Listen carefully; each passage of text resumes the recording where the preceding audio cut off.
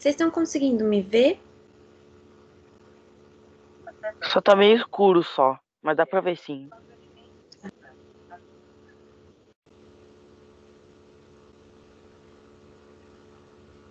A minha internet está oscilando. Se começar a travar a minha voz, vocês não conseguirem me ouvir, vocês me falam, tá?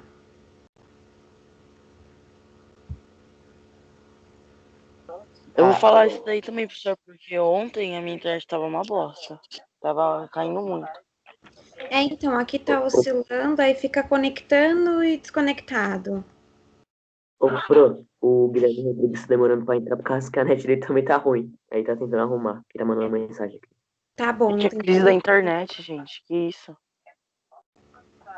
Todo mundo conseguiu pegar aí a apostila? Sim, Posso começar, Sim. então? sim. Pode.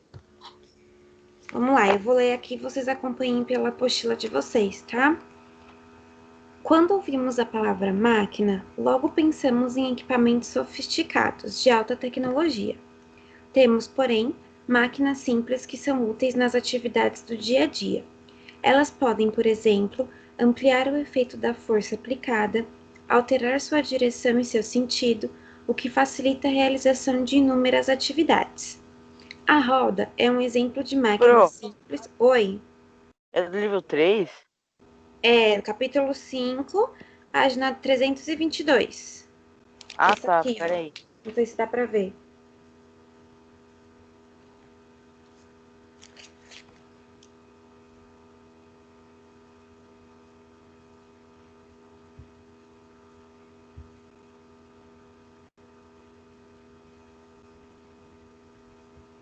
Achou aí, André? Achei, só deixa eu procurar a página agora. Tá, 322.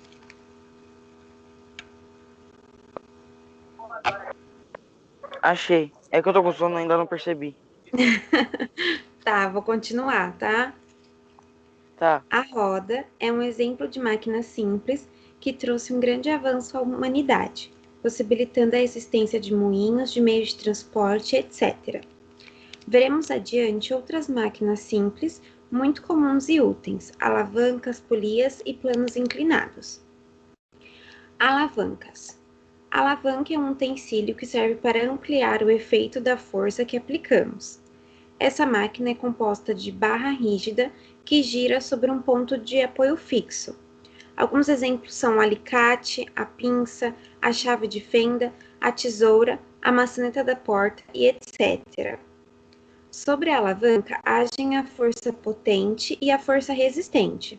A força potente, Fp, é a força aplicada pelo agente externo na barra.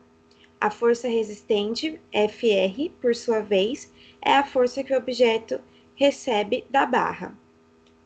De acordo com a posição do ponto de apoio em relação às forças potente e resistente, as alavancas podem ser classificadas em interfixa, interpotente ou interresistente. Então, ó, vamos desmistificar aqui o que ele escreveu de uma forma mais simples. Aqui ele está falando da alavanca, ele citou o exemplo da maçaneta da porta. Então, a gente já viu até agora que sempre que a gente faz uma força em um objeto, ele vai devolver ali com a mesma intensidade aquela força que foi aplicada.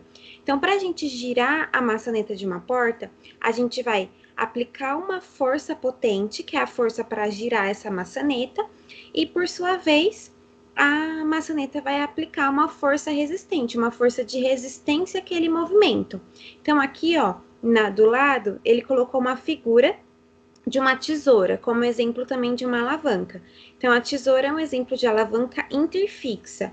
O ponto A está localizado entre a força potente e a força de resistência. Então, quando a gente abre a tesoura, a gente tem que fazer uma força ali potente para conseguir fazer um movimento para cortar um papel, por exemplo, e a tesoura ela vai ter uma força de resistência para a gente mandando aquela força para a gente de volta em relação ao papel. Então, quando a gente for desenhar as forças, vai acontecer da mesma forma que a gente já vinha fazendo. Sempre a força potente para cima, o desenho da seta para cima, e a força resistente, que é a força do material, para baixo. Tudo bem até aqui? Sim. Então, Sim. o mesmo princípio que a gente estava vendo até agora. A gente coloca uma força em um objeto para fazer um movimento, para tirar ele do estado de repouso, e aquele objeto vai causar em nós uma força contrária àquele movimento. Aí aqui embaixo ele colocou um outro exemplo de um abridor de garrafas. Nesse caso é uma alavanca interresistente. A força resistente localiza-se entre o ponto fixo A e a força potente. Neste caso aqui, além da força resistente que o abridor ele vai causar em mim, eu também tenho a força de pressão que tem o líquido ali dentro daquela garrafa. Então, por exemplo, a gente vai abrir uma garrafa de cerveja. Para tirar aquela tampinha, ou então uma garrafinha de Coca-Cola de vidrinho, para tirar aquela tampinha, eu preciso ter um abridor para fazer uma pressão ali naquele material para conseguir soltar aquela tampinha da garrafa. E aí eu tenho a pressão de resistência tanto da tampinha quanto do líquido que está dentro da garrafa. E no terceiro exemplo, ele colocou a vara de pescar, que no caso seria uma alavanca interpotente. A força potente é aplicada entre o ponto A e a força de resistência. Então, o homem ali, na hora que ele vai puxar o peixe, ele causa uma força potente ali na vara para conseguir fazer o movimento de puxar, e o peixe lá na ponta do anzol, ele está causando uma força de resistência, puxando a vara para dentro do lago. Então, precisa aplicar uma força maior na ponta da vara para conseguir fazer com que esse peixe saia de dentro do lago. Tudo bem? Sim. Sim. Então, vamos aí para o mais ainda. Nossas alavancas. No corpo humano, há muitas alavancas formadas por ossos e articulações. Nelas, as forças são aplicadas por nossos músculos e pela carga que levantamos ou suportamos. Você seria capaz de citar exemplos de alavancas no corpo humano? Vocês conseguem pensar em alguma parte do nosso corpo que possa servir como uma alavanca? O braço? Os braços, que mais? As pernas? As pernas. Tem um movimento também que a gente faz que permite a nossa fala. Para a gente conseguir falar, aqui na lateral a gente tem o osso do maxilar. E esse osso ele precisa abrir e fechar. Então, esse movimento aqui da lateral, ela funciona como uma alavanca também, tá? Então, a gente pode citar aí os braços, as pernas e o maxilar como exemplos. Escrevam aí do lado ou embaixo do quadrinho roxo, quando vocês terminarem, me deem um ok.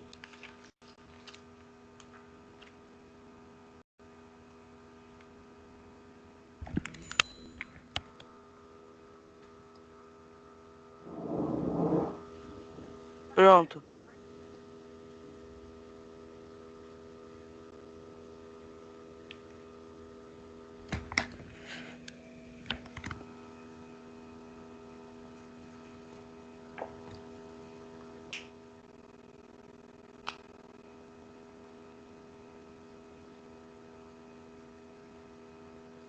Então, aos pés, as pernas, os braços e o maxilar.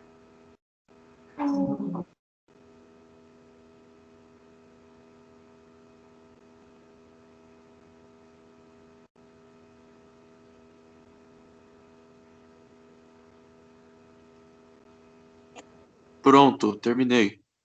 Beleza, então vamos continuar. Virem aí a próxima página. Alavanca e torque. Há uma grandeza física chamada torque, que relaciona a força aplicada e a distância da força do ponto fixo, chamado braço. Quanto maior a distância entre o ponto fixo e a força, maior será o efeito de torque. E aí ele dá uma fórmula para gente. M é o torque, representa o torque, o F é a força e o D é a distância. Essa fórmula aqui de alavanca e torque, a gente não vai trabalhar nenhum exercício com ela, porque vocês vão ver mais profundamente ensino médio. Então, aqui é só uma representação para vocês saberem que existe uma fórmula para trabalhar com alavanca e torque, mas a gente não vai fazer exercícios com ela, tá? Dessa maneira, quanto maior for o braço, então, quanto maior for a distância do ponto fixo, menor será a força que necessitamos aplicar para realizar determinada atividade. Se quisermos obter um torque grande aplicando uma força de pouca intensidade, basta aumentar a distância entre o ponto de aplicação da força e o eixo de rotação. E aqui do lado ele coloca para a gente um exemplo de um menino arrumando uma bicicleta. Então ele coloca aqui, ó. Para girar o parafuso, aplicamos uma força na ferramenta, gerando um torque. Ao usar uma ferramenta comprida, podemos aumentar o braço e assim obteremos um torque maior realizando o mesmo esforço.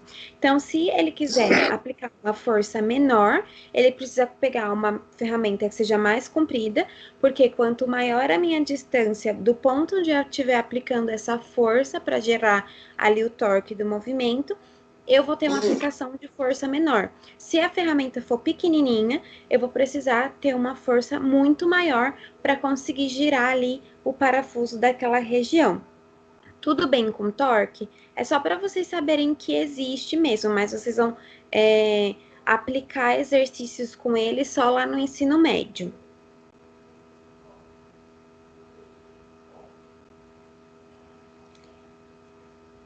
Tudo bem? Tá. Sim. Tá? Polias.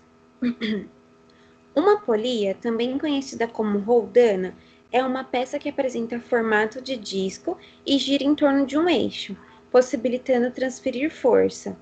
Por ela passa uma corda na qual um objeto é preso a uma extremidade, enquanto na outra é aplicada a força. As polias são consideradas máquinas simples, pois são úteis para alterar a direção e o sentido da força aplicada. Elas podem ser usadas também para reduzir a intensidade dessa força. Quando é necessário deslocar cargas muito pesadas, é comum utilizar um sistema de polias fixas e móveis. Cada polia móvel reduz pela metade a força aplicada. Nos guindastes, para erguer objetos muito pesados, utilizam-se sistemas de polia para reduzir a força aplicada e obter o mesmo efeito. As polias são úteis para alterar a direção e o sentido da força aplicada. Então, o que seriam as polias? As polias, elas são também conhecidas como roldanas, porque elas são esses equipamentos aqui de forma redonda, e você consegue movê-las tanto para frente quanto para trás. Então, eu consigo ali manusear tanto a força que eu vou estar aplicando naquele momento, quanto a direção. Elas são muito utilizadas em guindastes e em esteiras, para fazer esse movimento, que ou uma hora eu posso ir para uma direção, outra hora eu posso ir para outra. Então, uma hora eu posso ir para frente, outra hora eu posso ir para trás. E eu consigo também determinar ali a força que vai ser aplicada, que vai ser necessária para levantar ou para manusear aquele equipamento. Tudo bem?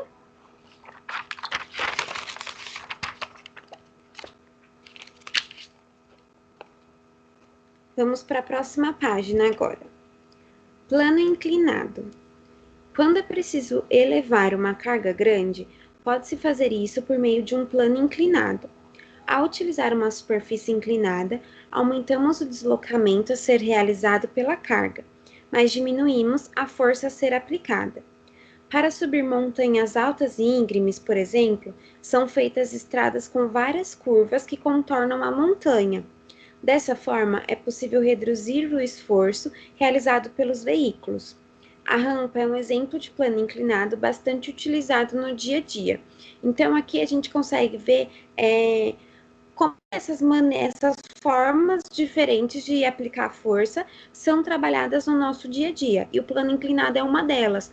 Principalmente quando a gente quando a gente vai para a praia, imagina só se a gente fosse para a praia e precisasse ser uma linha reta.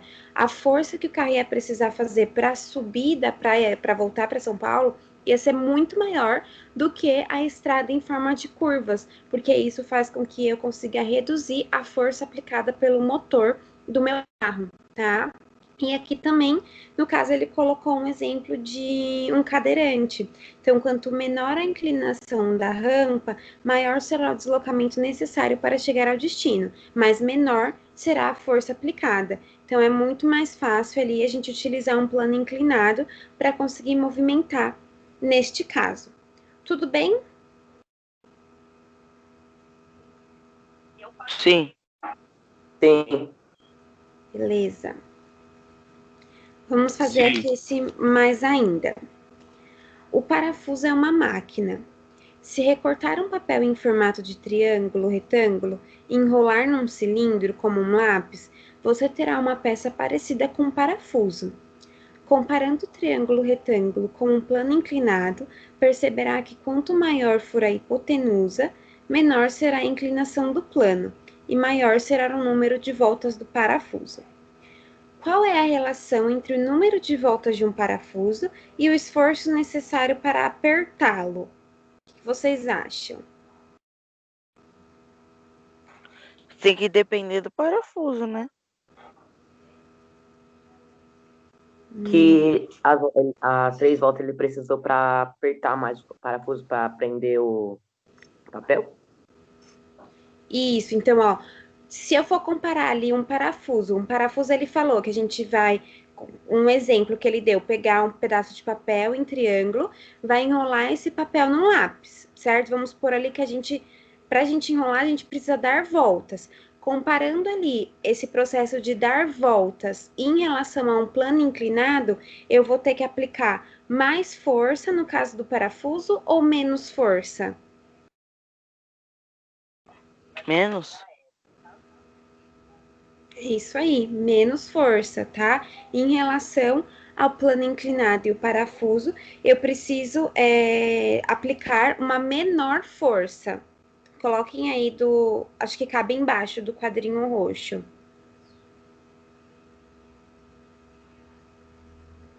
Então, ó, quanto mais voltas tiver o parafuso, menor vai ser a força que eu vou ter que aplicar.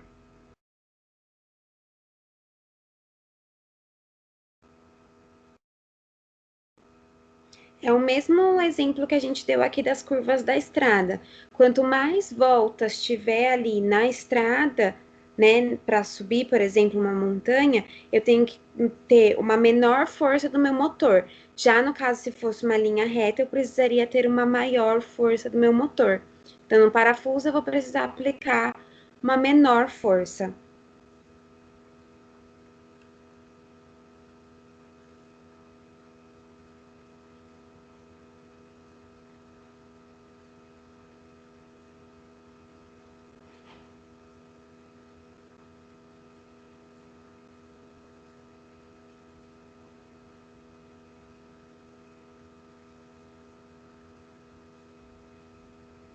Tudo bem? Sim.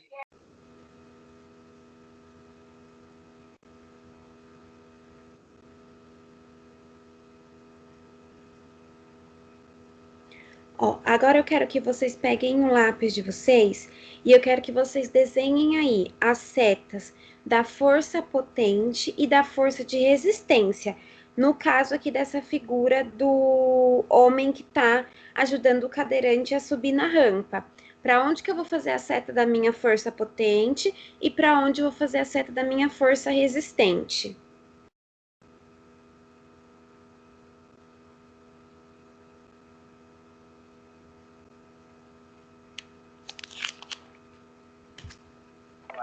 Pro resistente é pra baixo e potente é pra cima, não é? Isso, então, ó, a força potente, eu vou puxar ali uma seta na diagonal do homem que está ajudando, sentido a cadeira de rodas, e a força resistente é da cadeira de rodas para trás em relação ao homem. Eu vou procurar uma caneta aqui, vou desenhar e vou colocar o livro para vocês. Espera aí só um minuto, tá?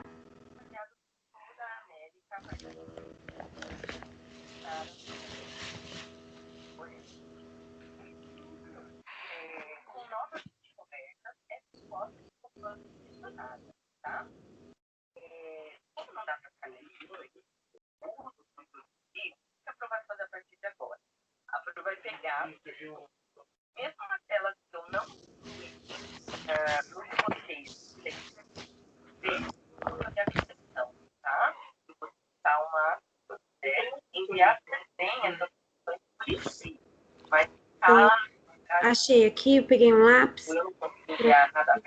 Peraí. Pode voltar e ver nosso vídeo, que aí vocês vão ter a correção. Já sabem, né? Qualquer dúvida, vamos mandar o vídeo agora para eu conseguir responder direitinho, tá? Então vamos lá. Eu não sei se aqui, peraí. Se vai dar para ver. Uma nova descoberta, então. É uma nova descoberta arqueológica. Eu vou pedir só para você desligar o seu microfone, porque eu tô ouvindo a professora Karina. Ó, vamos ver se vocês conseguem ver aqui. Não vai dar para ver, né? Não, tá tudo embaçado. Eu vou desenhar aqui uns bonequinhos, fica mais fácil.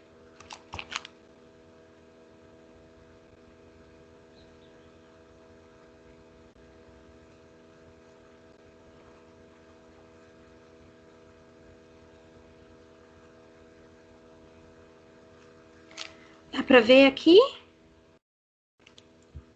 Não sei porque que tá embaçado.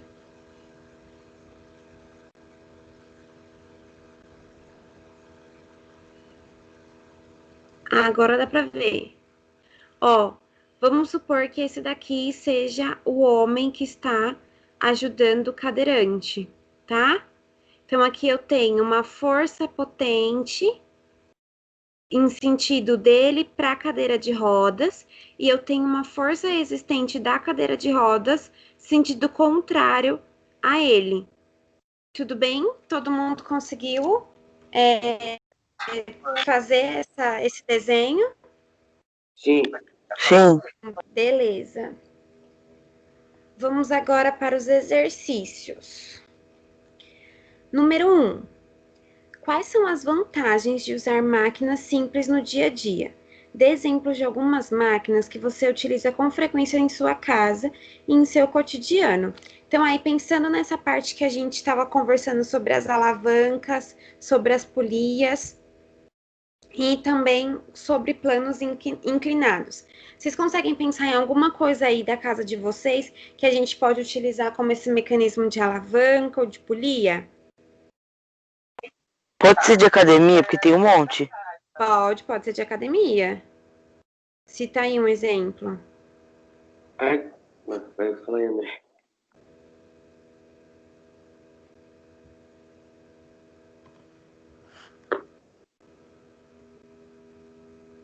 E aí, me deem exemplos.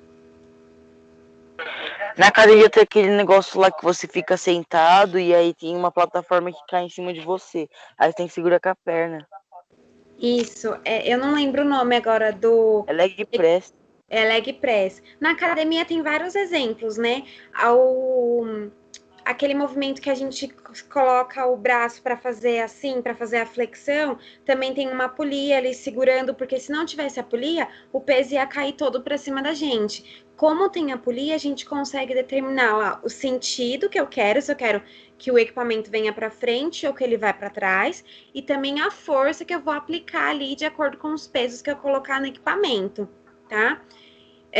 Coisas que a gente também pode utilizar no nosso dia a dia. Qualquer objeto que a gente utilize para abrir. Então, se a gente vai abrir, vamos supor, garrafas, a gente tem que fazer um movimento ali, ó, de torque para abrir uma garrafa de água, de leite, de suco. A gente precisa, o que mais? Abridor de azeitona, de leite condensado de latinha. Todos esses alimentos a gente precisa ali ter uma alavanca, que no caso seria o abridor, ou então gerar um movimento de torque, que é esse movimento de girar. Então a gente aplica ali uma força para conseguir girar e abrir a garrafa ou lata e assim por diante. Tudo bem? Sim. Quando vocês responderem aí, me deem um ok pra gente ir pra 2. Eu coloquei abrir uma torneira, tá certo? Tá certo também. Eu coloquei o negócio do leg press, o outro lá na academia que é a remada. Eu coloquei limpo das garrafas e abridor de lata. É isso aí, muito bem.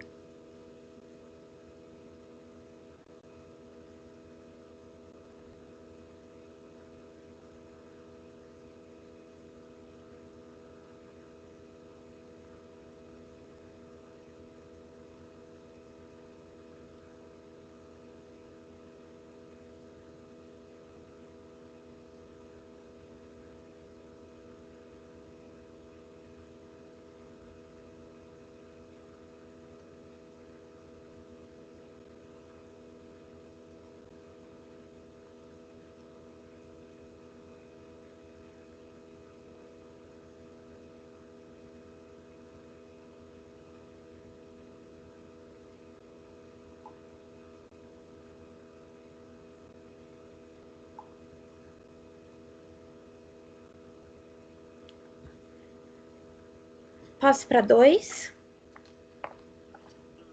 Pode. Então, vamos lá. Duas crianças com pesos diferentes tentam equilibrar a gangorra. Considerando o conceito de torque, indica a disposição aproximada das crianças em relação ao ponto fixo para que a gangorra fique em equilíbrio. Explique. Então, o que esse exercício está pedindo para a gente? Ele quer que vocês... Tá vendo que tem uma criança menor e uma criança maior, tá? Isso significa que a criança menor ela tem um peso menor e, consecutivamente, vai aplicar uma força menor na gangorra, enquanto que a criança maior ela tem um peso maior e aplica uma força maior na gangorra. Para essa gangorra ficar em equilíbrio, então, para ficar exatamente como está aqui esse desenho, como que essas crianças têm que estar sentadas na gangorra? Então, ó, tem o ponto fixo aqui no centro, certo? Se a criança maior jogar o seu peso todo para baixo, o que vai acontecer com a criança menor, com a menina? Ela vai levantar. Ela vai subir, certo? Para deixar esse ponto de equilíbrio, o que a gente precisa fazer neste caso? Quem vai comandar a gangorra vai ser sempre a que tem maior força, que é o menino. É ele que vai comandar. Porque a menina, por mais que ela tente aplicar a força dela, ela não vai conseguir, se ela baixar inteira, ela não vai conseguir fazer com que o menino suba completamente, porque a tendência dele ali pelo peso pela força da gravidade é cair, tá? Então, o que a gente precisa fazer para deixar esse sistema em equilíbrio? O que vocês acham? Tem alguma Tem que. sugestão? O menino tem que vir mais pra frente do que a menina. Tem que vir mais pro meio. E aí, o que vocês acham? Vocês concordam com o André? Os dois ficam centralizados? Vamos lá. Então, ó, se os dois ficarem centralizados, eu vou ter uma tendência maior à força do menino. Então, ó, se os dois ficarem centralizados, vai acontecer isso daqui com a minha gangorra, tá? Ela não vai levantar completamente a menina, mas ela também não vai ficar em equilíbrio. Agora, como o André falou, se o menino jogar a força dele um pouco mais para frente, a menina ela vai ficar mais distante da gangorra e aí a gangorra vai conseguir ficar em equilíbrio, tá? Porque o ponto de equilíbrio é o centro. Então, eu preciso que aquele que tem uma menor força fique um pouquinho mais afastado e aquele que tem a maior força puxe um pouquinho mais para o centro. Então, ó, para que a gangorra fique em equilíbrio, a menina ela deve ficar um pouco mais longe do ponto fixo, enquanto que o menino deve ficar mais próximo do ponto fixo. Eu vou escrever aqui no chat para vocês.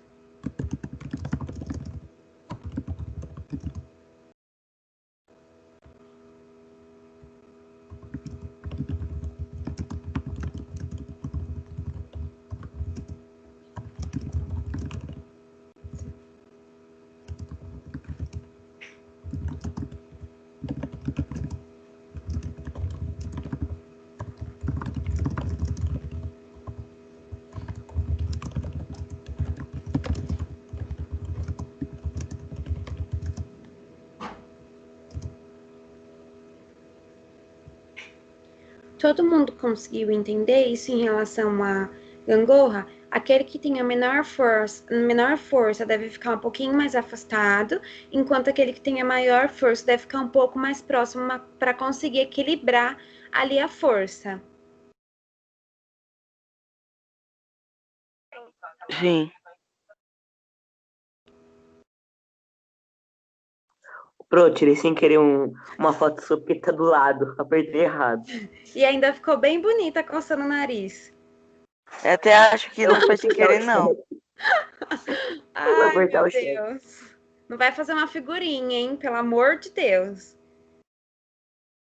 Ai, Jesus. Fala com o Bruno, ele faz tudo.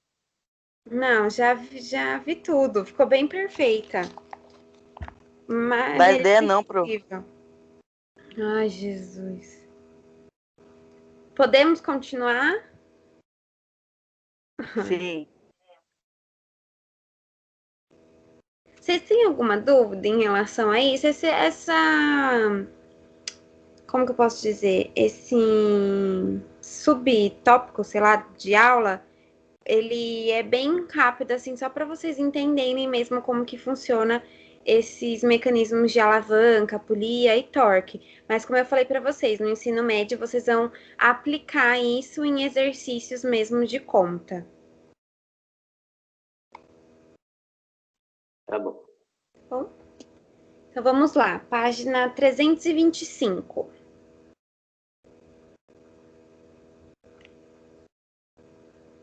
Centro de massa de um corpo. Nas aulas anteriores, consideramos corpo como um ponto material, ou seja, cuja dimensão poderia ser desprezada para resolver nossos problemas. Neste caso, era como se a massa do corpo estivesse concentrada em um único ponto, chamado centro de massa. O centro de massa de corpos homogêneos coincide com seu centro geométrico. Aí ele deu pra gente exemplo de paralelepípedo, de um cilindro e de uma esfera. Neste mesmo capítulo, foram representadas as forças que agem sobre o corpo e a condição de equilíbrio para que a resultante das forças sobre este ponto fosse nula. Para que um corpo suspenso ou simplesmente apoiado esteja em equilíbrio, é necessário que uma força compense seu peso. Essa força deve ser aplicada na mesma linha de ação, eixo, do centro de massa, ter mesma direção e sentido oposto ao do peso. Tipos de equilíbrio. Um corpo pode estar em equilíbrio estável, indiferente ou instável. Quando está em equilíbrio estável, ele retorna à sua posição de equilíbrio depois de sofrer um pequeno deslocamento.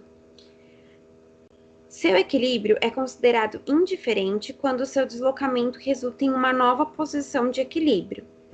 Já um corpo em equilíbrio instável, quando deslocado de sua posição de equilíbrio, tomba e tem a tendência de continuar se afastando deste ponto. E aqui ele colocou para a gente os 3 exemplos dos tipos de equilíbrio: estável, indiferente e instável. Então, na letra A, ele colocou aqui um cone, ele está virado para baixo.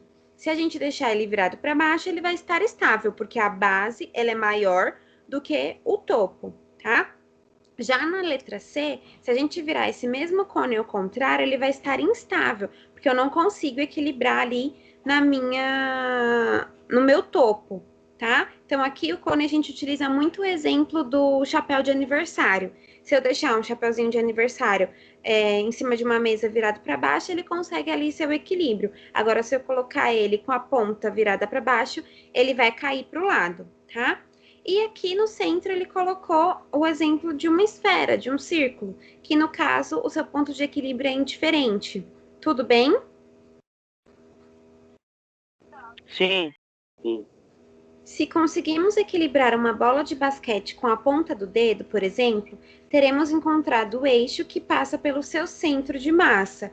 Então, ele falou pra gente que pra gente ter um corpo em equilíbrio, a gente precisa aplicar ali uma força na mesma linha de direção do eixo. Então, por exemplo, aqui da bola de basquete, para eu conseguir equilibrar essa bola de basquete no meu dedo, eu preciso aplicar uma força bem ali no centro dela, que é o centro do eixo, que tem a mesma direção, então, para cima, para eu conseguir girar, e o sentido oposto ao peso. Então, eu vou fazer uma força ali em direção à bola, e a bola vai estar fazendo a sua força peso pela ação da gravidade em direção ao meu dedo.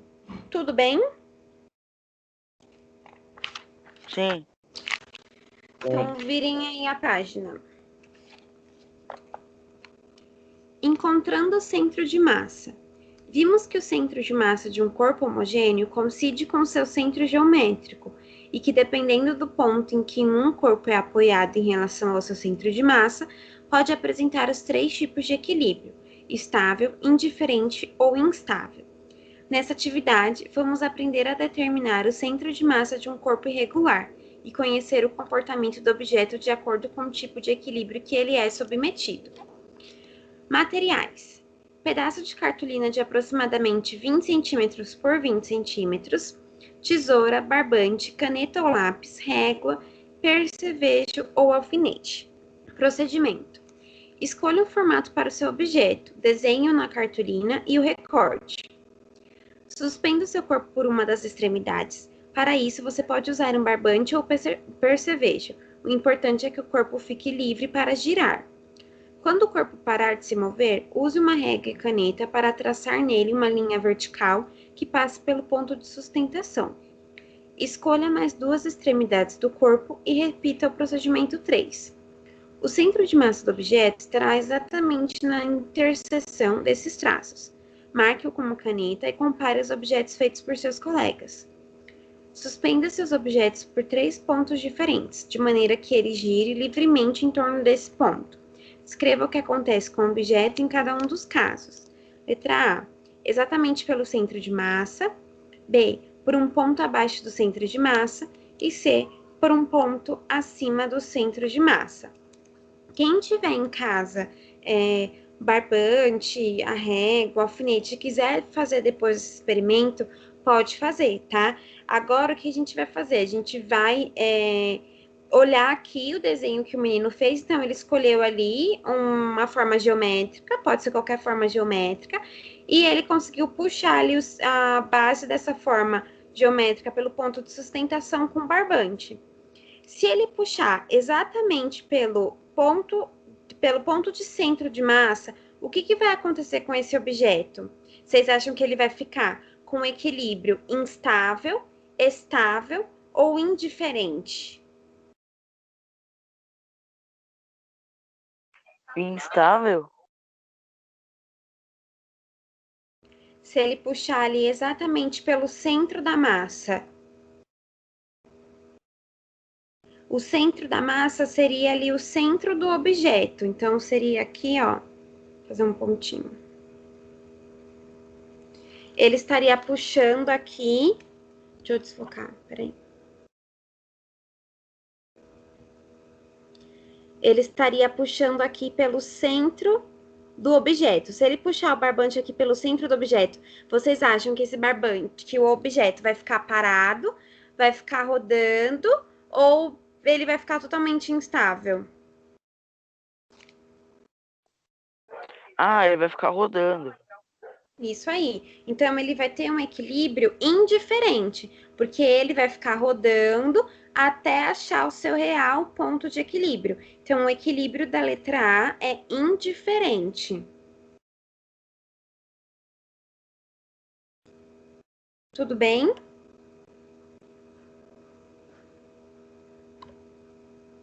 Sim.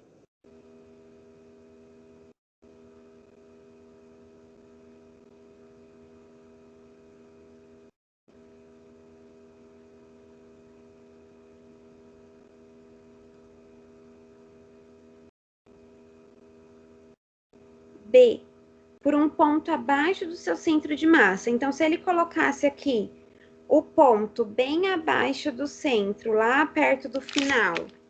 Vamos ver. Vocês conseguem ver? Aqui, ó. Se ele colocasse o ponto bem aqui abaixo, vocês acham que ia ficar estável ou instável?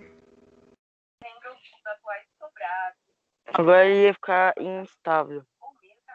Vai ficar instável, tá? Ele não vai ter um ponto de equilíbrio. Seria a mesma coisa do chapeuzinho do cone virado para baixo. Ele não tem um ponto de equilíbrio, então seu equilíbrio é instável.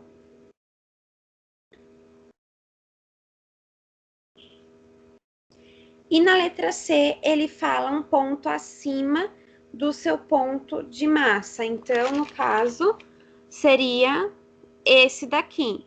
Se ele colocar o ponto aqui, vocês acham que vai ficar em equilíbrio, instável, estável ou indiferente? Agora ia ficar estável. Isso aí. Agora vai ficar estável, então equilíbrio estável. Então a letra A fica equilíbrio indiferente, a letra B equilíbrio instável e a letra C equilíbrio estável.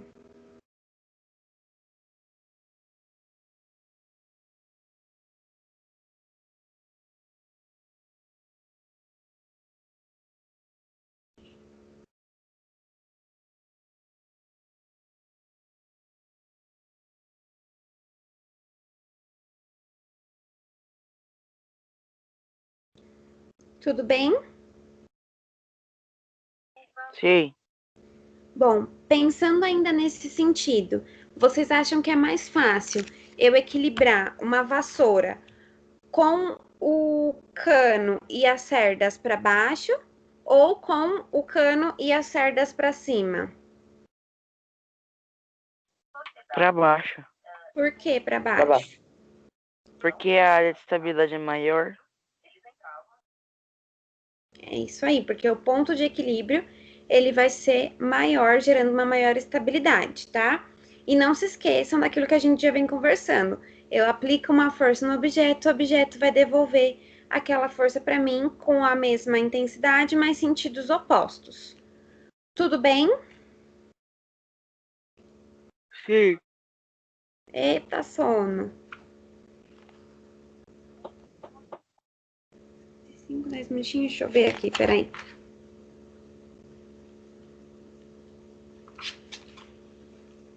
Vamos então agora para a próxima página. Definição de pressão. Dois blocos de mesma massa estão em repouso sobre uma superfície, conforme a figura a seguir. Como eles têm a mesma massa e o peso deles é o mesmo e, portanto, exercem a mesma força sobre a superfície. Entretanto, o peso do bloco à direita está distribuído por uma área maior, aplicando uma pressão menor na superfície. Então, aqui ele colocou dois objetos em cima da mesa.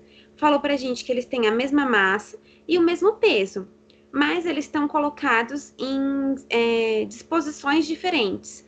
O da esquerda está colocado ali com a sua base menor na superfície, enquanto que o da direita está com a sua base maior ali na superfície. Isso vai gerar uma área maior no da direita e uma área menor no da esquerda. Tudo bem até aqui? Sim. Sim? Sim. A pressão é uma relação entre a força perpendicular à superfície e a área dessa superfície. Então, a pressão ela vai ser determinada pela seguinte fórmula: força dividido pela área, tá? Então, vamos supor aqui, ó, que esse bloco da esquerda ele tem uma força de 10 newtons e o bloco da direita também tem uma força de 10 newtons, porque eles apresentam a mesma massa, mesmo peso. A área do bloco da esquerda é de 2 centímetros, enquanto que a área do bloco da direita é de 5 centímetros. Eu quero agora que vocês calculem aí a pressão do bloco da esquerda, vou colocar ele como bloco A, tá? E o bloco da direita como bloco B. Então, deixa eu mostrar aqui para vocês a minha apostila. Dá para ver? Então, ó, aqui o bloco A, ele tem 10 newtons e 2 centímetros, e o bloco B tem 10 newtons e 5 centímetros. E aí, agora eu quero que vocês calculem a pressão exercida por cada bloco. Para fazer do bloco A, eu vou utilizar a fórmula da pressão. Então, eu coloco P igual a F dividido por A.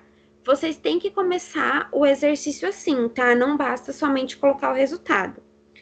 Então, Quantos centímetros pro do bloco B? o bloco B são 5, Ah, tá, obrigado. tá? O bloco A força é de 10 e a área é de 2. E o bloco B, a força é de 10 e a área é de 5.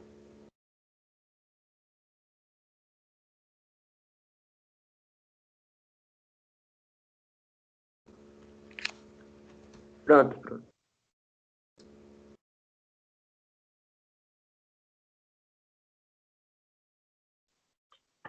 Pode falar?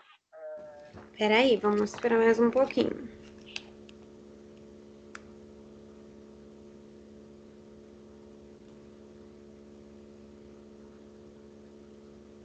Todo mundo terminou? Eu terminei. Sim. Gui, terminou? Sim. Beleza, então vamos lá. Letra A. eu tenho a força de 10 e a área de 2. Então, a minha pressão vai ser de quanto? 10 dividido por 5. 2? Sim. 5. 5 o quê? 5 newtons por centímetro, tá? Coloquem a unidade de medida. E a letra B, eu tenho que a minha força é de 10 e a minha área é de 5. Então, eu tenho pressão de 2. quanto? De 2 newtons por centímetro. Eu acho que vocês veem espelhado aqui, né?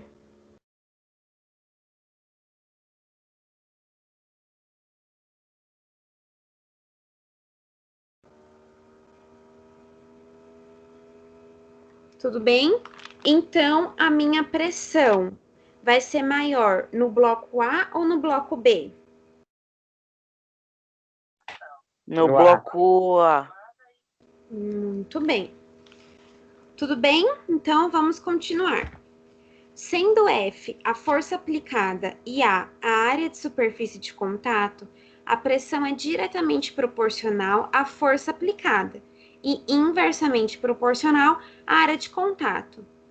Portanto, podemos aumentar a pressão se aumentarmos a força aplicada ou se reduzirmos a área de contato.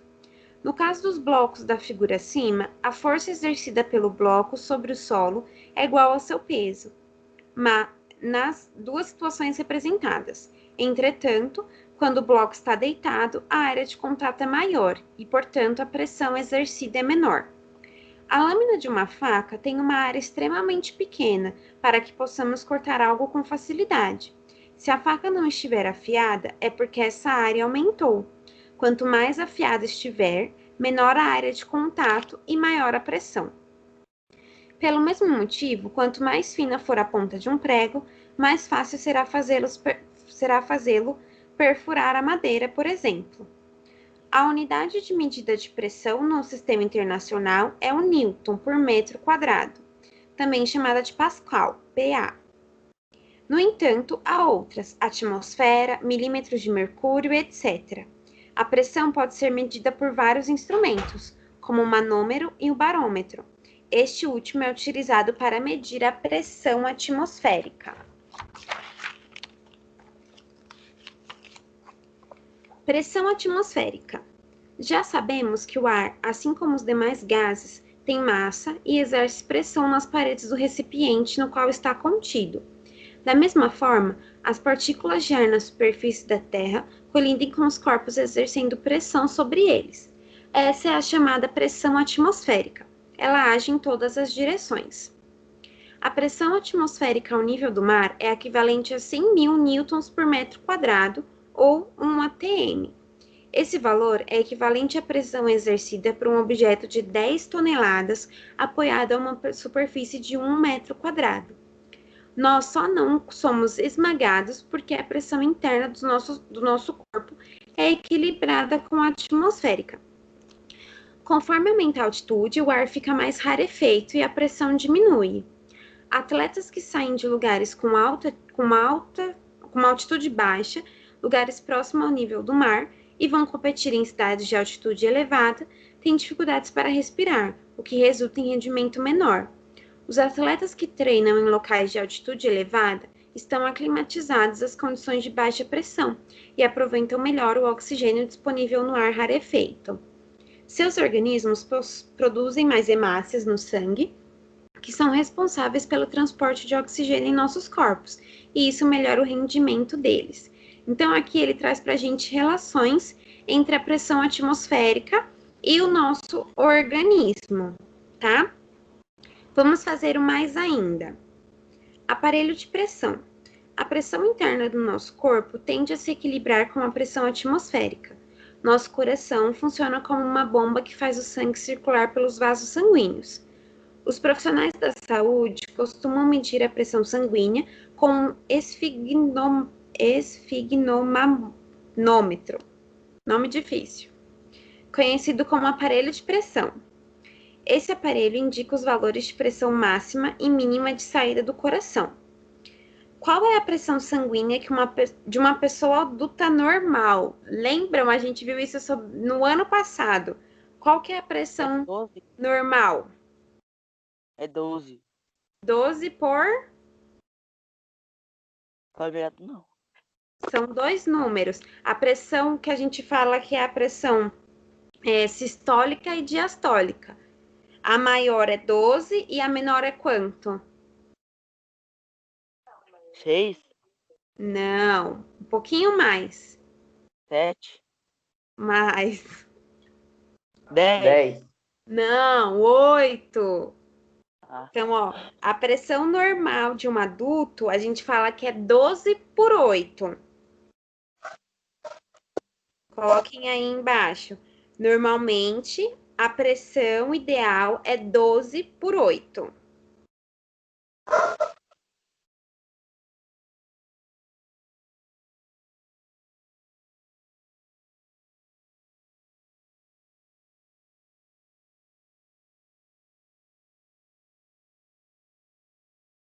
Tudo bem?